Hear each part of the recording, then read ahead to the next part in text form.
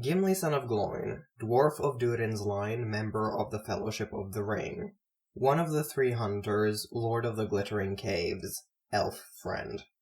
Fair-spoken, stout-hearted, stubborn, and loyal to a fault. So much more than just comic relief. Also, Legolas was a dramatic little shit.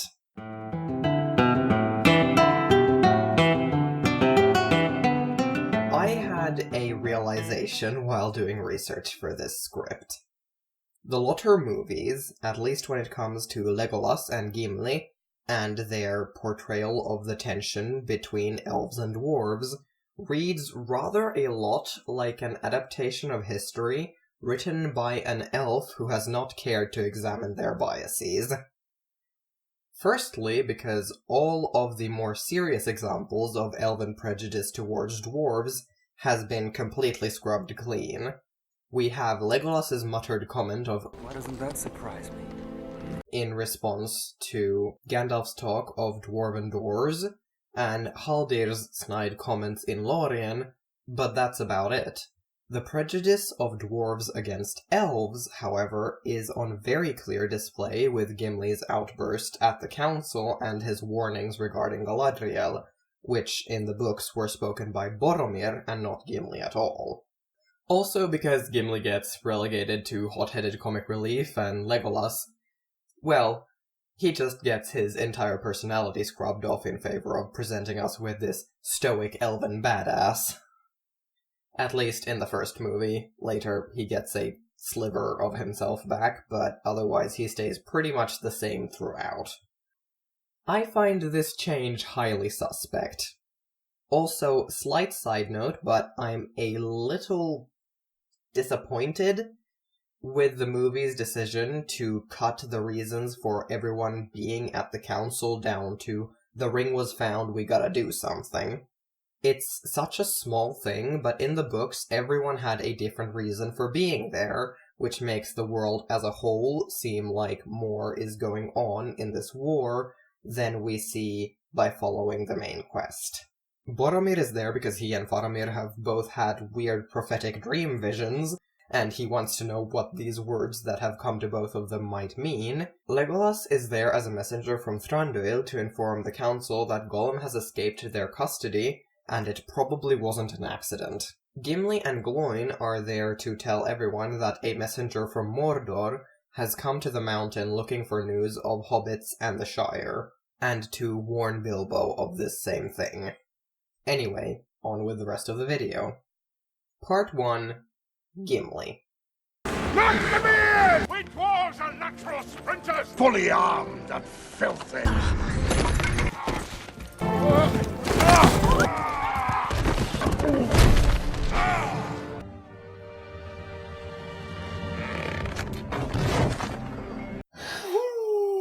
Ooh, boy. Okay, I'm good, I'm fine, I think I got it out of my system. The movies don't treat Gimli all that well. If you only watch them, you'd not be faulted for thinking all he amounts to is a hot-headed comic relief character. You miss out on his eloquence and his silver tongue. You miss out on moments like him reciting the Song of Durin in Moria, or his words to Galadriel, which gained him a gift that Feanor had been refused. And I think it's a fucking travesty, honestly. So, let's get to it, shall we? Gimli, son of Gloin, is not just any dwarf. He's from a noble family, but he grew up for the first few years of his life in exile in Ered Luin, being that his family is from Erebor. He is a dwarf of Durin's line, and that might not mean much to those around him for the majority of the story, but it's not insignificant.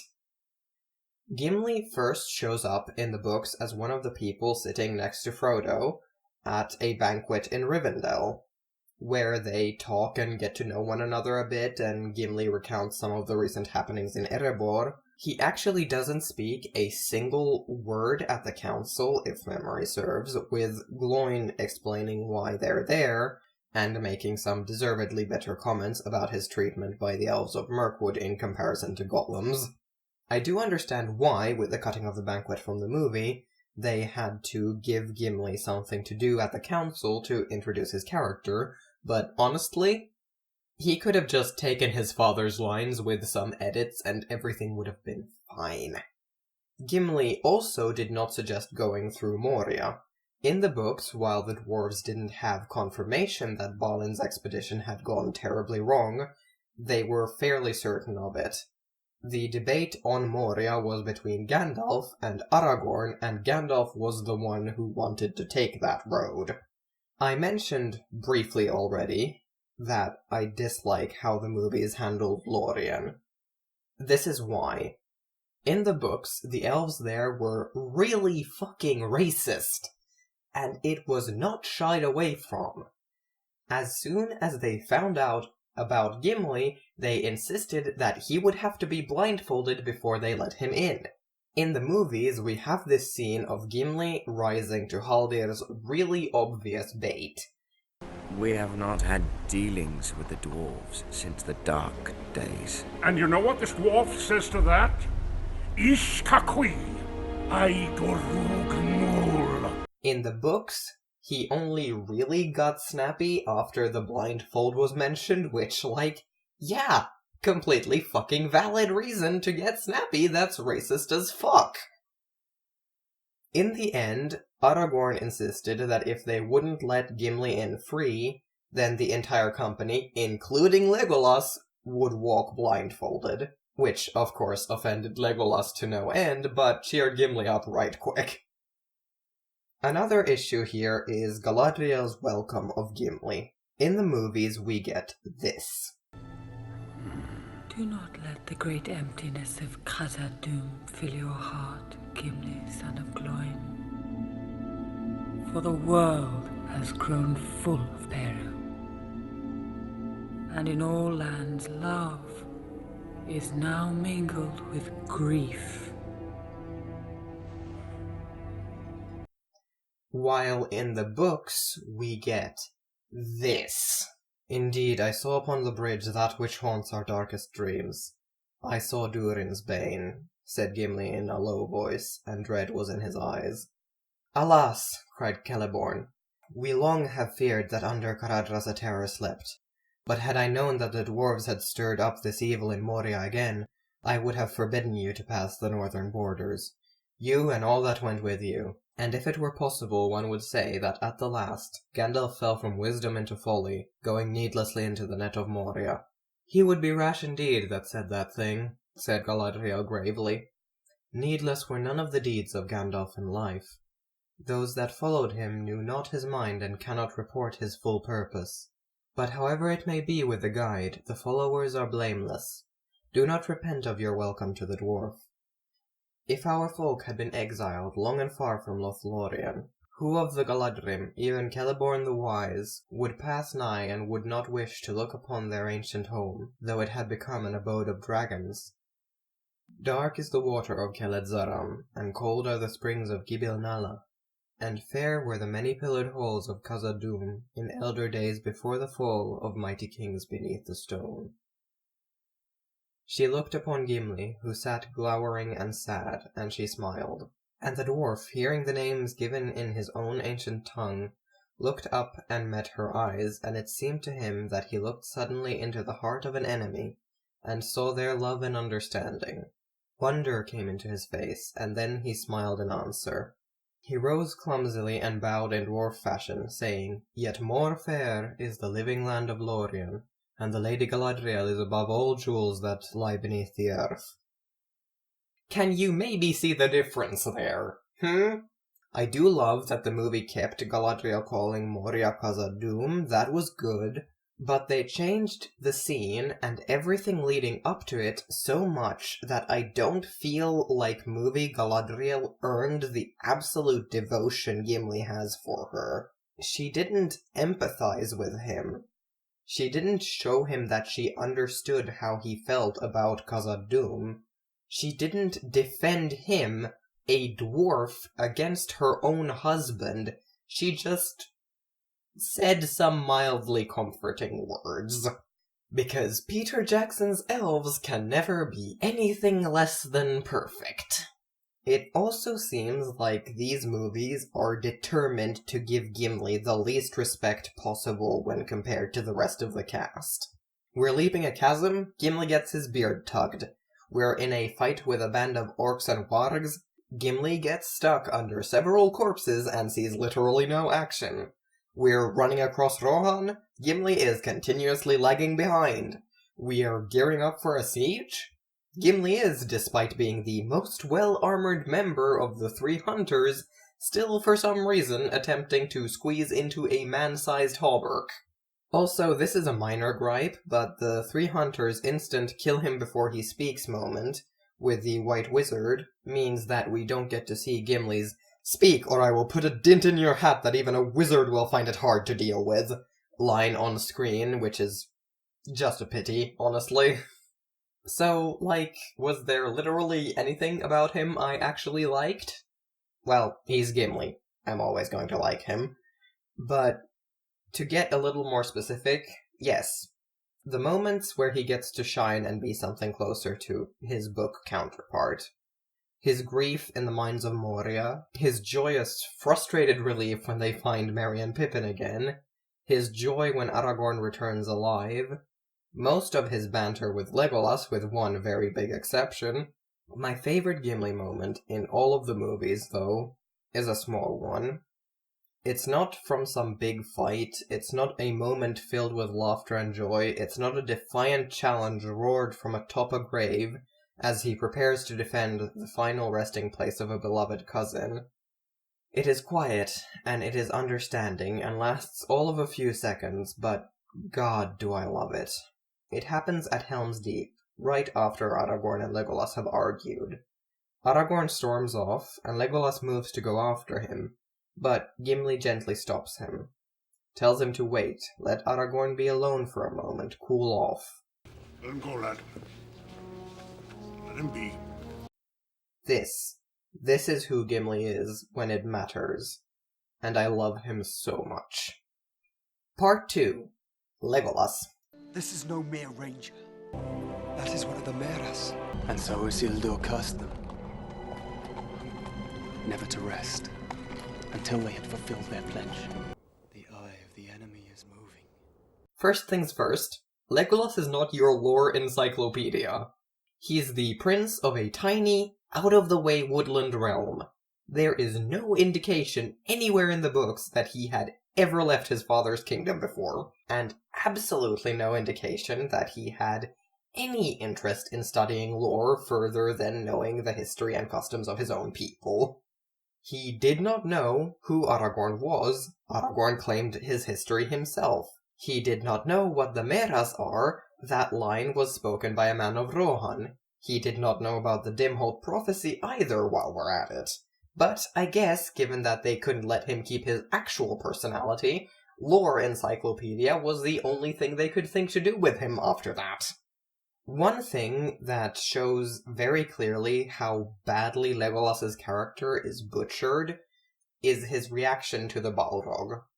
This mild concern over here. No sane elf would react like this, especially not one so young as Legolas. This is a terror of childhood bedtime stories, a demon of the ancient world which he never in his darkest dreams thought he would actually encounter. He is supposed to absolutely freak the fuck out. Also, Legolas's Force-style misgivings at Rauros are hilarious to me, considering in the books at this point they were all well aware that they were in danger. Chalk that up to his penchant for pointing out the obvious, I guess. They're frightened. I can see it in their eyes. I swear to God.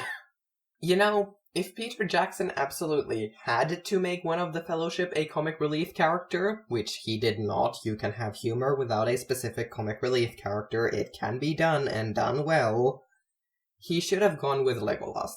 Because Legolas is such a fucking little shit and I love him so much. But no, the elves have to be perfect, so Legolas can't keep his fucking personality, we absolutely cannot have that. Just to give you some examples from the books.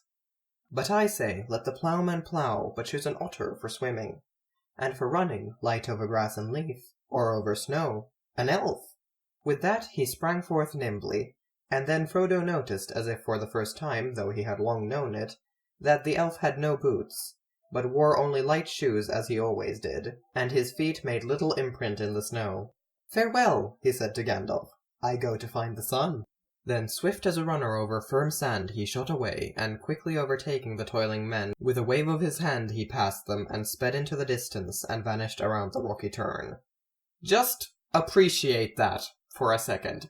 Appreciate the fucking audacity of this elf. I go to find the sun, you little fucking shit, I fucking love you, never change. Another example is, it is old, very old. So old that I almost feel young again, as I have not felt since I travelled with you children. And here we see Legolas, the little shit, enjoying being the oldest person in the room for once in his life. Just compare that to the movie where he gets a little wistful about how the forest is old and full of memory. Which one of those two shows more personality? In book canon, we actually know very little about Legolas's family. We know that Thranduil is his father, and Orofer is his grandfather, and that's it.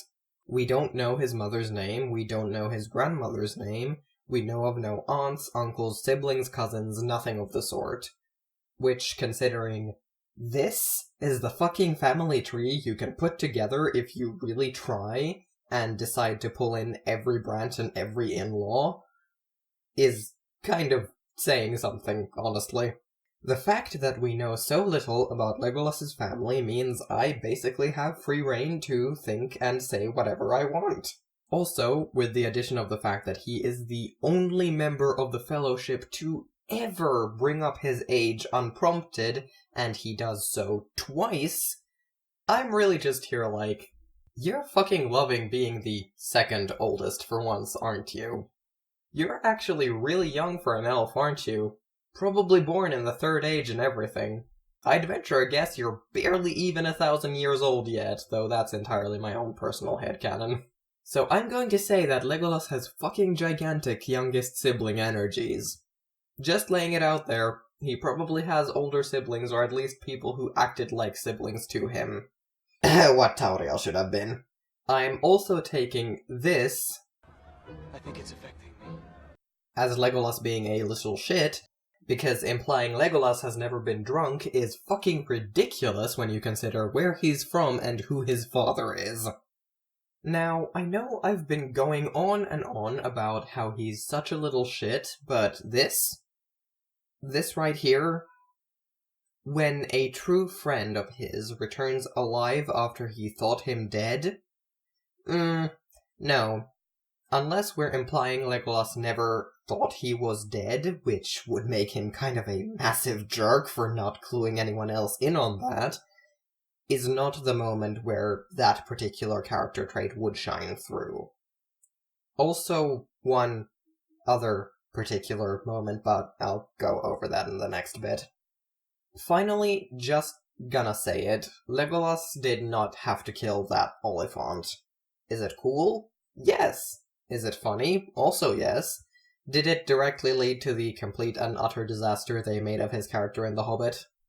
Unfortunately, again, yes. If I had to pick a favorite Legolas moment from the movies, though, it'd be... Well,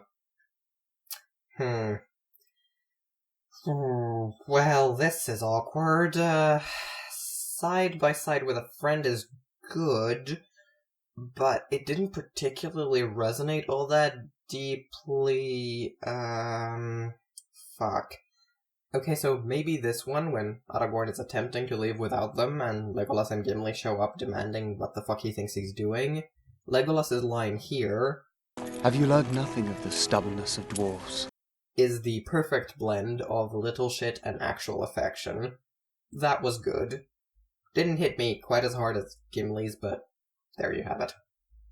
Part 3. Their relationship. Final count, 42. 42. Oh, that's not bad for a pointy-eared elvish princeling. I myself am sitting pretty on 43. 43. He was already dead. He was twitching.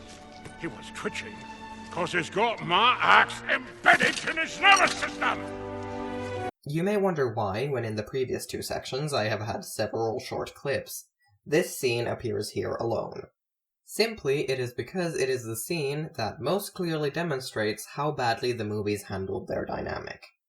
In the movies, after the Battle of Helm's Deep, during which they got separated and one of them could well have died, that was their reunion scene. In the book, it was this. Suddenly there was a great shout, and down from the dike came those who had been driven back into the deep. There came Gimli the Old, and Eomer son of Eomund, and beside them walked Gimli the Dwarf. He had no helm, and about his head was a linen band stained with blood, but his voice was loud and strong. 42, Master Legolas, he cried. Alas, my axe is not. The 42nd had an iron collar on his neck. How is it with you? You have passed my score by 1, answered Legolas. But I do not grudge you the game, so glad am I to see you on your legs. I'm suddenly realizing that movie Legolas has a habit of greeting dear friends who he either actually thought had died, or who had a very high chance of dying, rather callously upon reunion, and... I'll just leave that observation there. Otherwise, also, their relationship is a little lackluster. Their growing friendship is supposed to be a big fucking deal. It's not only that they are an elf and a dwarf, they're an elf and a dwarf from the Greenwood and Erebor respectively. Gimli, in all likelihood, has some Firebeard blood, and Legolas's family comes from fucking Doriath. I mean, it's not certain that the Firebeards were the dwarves of Belegost, but it's likely that at least some of them were involved in the sacking of Menegroth. The historical bad blood between these two runs deep. In the movies, their arc gets twisted from the story of 2 people overcoming their respective cultures' histories and prejudices to form a strong and lasting relationship, the likes of which the world has never seen, to Gimli alone overcoming his prejudice towards elves, whereas Legolas just kind of loosens up a bit. And it's almost all just banter. I mean, don't get me wrong, I love their banter, but, like, there's more to them than that. So much more. I like Legolas helping Gimli into their boat. I like their talk on the river. I like their competitive kill counts. I like side by side with a friend. But there is so much we lose out on. Watching the movie alone, you don't know that Legolas, a wood elf, promised Gimli to journey with him into a cave system just because Gimli spoke so highly of its beauty. You don't know that after that trip, he was so enchanted by what he had seen that he was lost for words to describe it. You don't know that Gimli, a dwarf of the mountains, in turn promised to journey with Legolas in Fangorn Forest. You don't know that Legolas, a very young elf, spoke up in defense of Gimli to the oldest Ent. You don't know that they came from a place where they argued about whose fault these past tragedies of their people were, to a place where they sought to heal the hurts of the past rather than continuing to prod at them. From a place where Legolas heard, the dwarf must be blindfolded because he is a dwarf, and went, yeah, seems legit, to a place where he would level an arrow at Eomer while surrounded by a ring of spears just to defend Gimli's honor. You don't know that Frodo's was not the last ship to leave Middle-earth. You don't know that after Aragorn's death, Legolas did what no one else in history had ever done and brought a dwarf to the Undying Lands. You don't know that in accepting that offer, Gimli left his home, his people, and everything he had ever known behind to sail to a land of elves. Watching the movies, you miss out on so much of this love story, and that is quite frankly a fucking tragedy. Thanks for watching this video, and I hope you stick around.